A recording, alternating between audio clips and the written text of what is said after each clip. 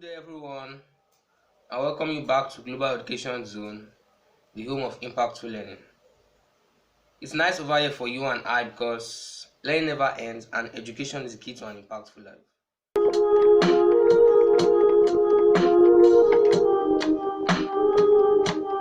Good day, everyone. I welcome you back to another episode of our Crash Mathematics for Senior Secondary School 3 or SS3. And in this particular episode, we are going to be dealing with a revision episode about logarithms. Now, in both the SS1 and SS2 courses, I've talked about logarithm being as the power of a number, right, to the base of another number. So the logarithm of a number p is the power to which the number base is raised in order to get that number p. So you can say the logarithm of p is equals to 2, where 2 is the power that you raise the base, and the base is 10. So p is 10 raised power 2. So the number is equal to the number is equal to the base raised to the power.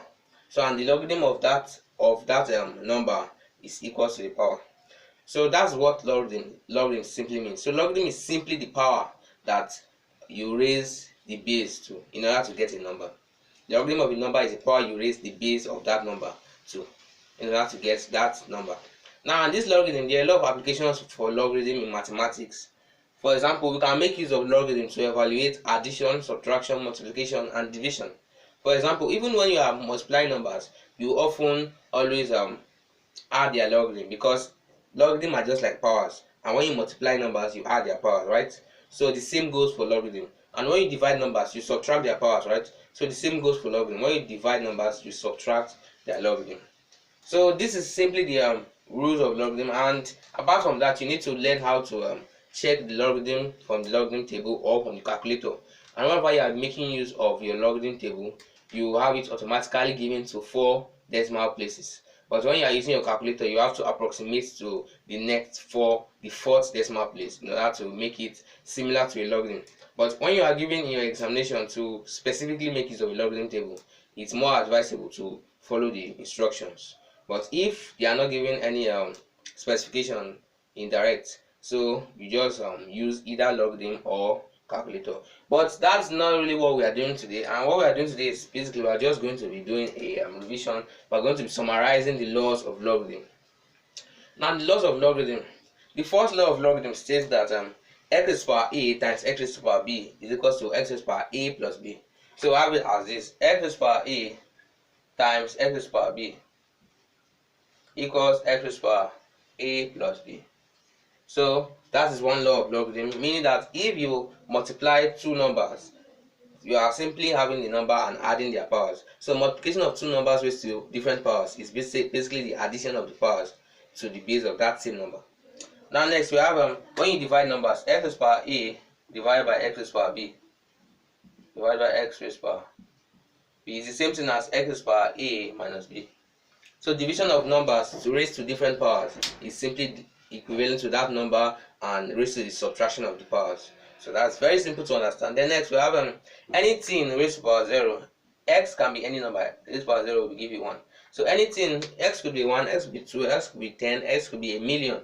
So anything raised to the power of 0 is equivalent or equal to 1 for all x, such that x is not equal to 0. X cannot be 0. So x is not 0. X can be minus 1, minus 2, minus 3. Who knows? But as far as it is not 0, it will be equals to 1 when it is raised to the power of 0.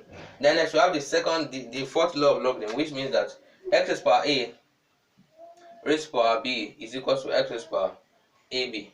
So this is simply the multiplication of power rule. So that means that anytime you are raising a number which is already raised to a power, even when you are raising that number to another power, is equivalent to the multiplication is equivalent to that number raised to the product of those two powers. So that's what we have there, and it's very easy to understand that.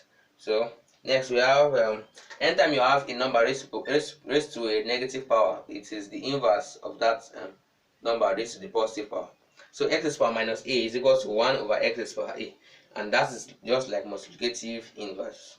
Then next we have anytime we have a number raised to the inverse of a power, x raised to power 1 over a is equal to the powered root of that number x. So x raised to the power 1 over a is equal to the 8th root of x. So that means x raised to the power 1 over 5 is the 5th root of x, x raised to the power 1 over 6 is the 6th root of x, x raised to the power 1 over 100 is the 100th root of x, and so on and so forth. That's why you often say that x raised to the power 1 over 2 is the second root of x, which is the square root. The second root is also known as the square root. The next, we also have that x raised to the power a over b. X raised to the power a over b. That will be equal to x. That will be equal to the bit root of x raised to the power of a. So that's what it means. So these laws, you can always see them. These laws are true for all values of a, b, and x, such that x is not equal to 0. So once x is not equal to 0, these laws apply for every value of a, b, and x. And then these are the laws of logarithm. Logarithm is another name for power. That's true. Logarithm is another name for power, as I mentioned earlier. So now let's move on to another part of this video where we are going to be talking about. I'll give you a sample example. So let's say that this example, I'll give you one example. Given that, so in logarithm, in the previous episode, we were talking about logarithm, right? Now, but in this episode, let's talk about how to perform different operations using logarithm. And for example, you could be asked to calculate the logarithm of a number without using your logarithm tables. So, and in this case, you will be given a value of that logarithm which you have to substitute. For example, look at this example. We are given that logarithm of 2 is equal to 0.30103. So logarithm of 2 is equal to 0.30103. And then we are asked, and then we said the logarithm of 3 is equal to 0.47712. And we are asked to calculate without using any table. We are asked to calculate the logarithm of 5, logarithm of 6, and the logarithm of 0.9. So in this case, what you do, the logarithm of 5 is basically equal to the logarithm of 10 over 2, because 5 is still the same thing as 10 over 2. So all you need to do is, that will be the logarithm of 10 over 2 is equal to logarithm of 10 minus logarithm of 2. That's true. And then that will be logarithm of 10 is 1, and logarithm of 2 is 0.30103. Then when you do that, you are going to get your final answer. Then the second part of the questions, logarithm of 6 is logarithm of 2 times 3. That's logarithm of 2 plus logarithm of 3. So that is how you do it. Anytime you have the logarithm of a product is the sum of the logarithm of each of those numbers. So while the logarithm of a division is the subtraction of those logarithms. So then we also have so when you add them together, because it's a product. But then when we have a division, like logarithm of 0.9 is logarithm of 9 over 10. That would be logarithm of 9 minus logarithm of 10. And that would be logarithm of 3 squared minus logarithm of 1.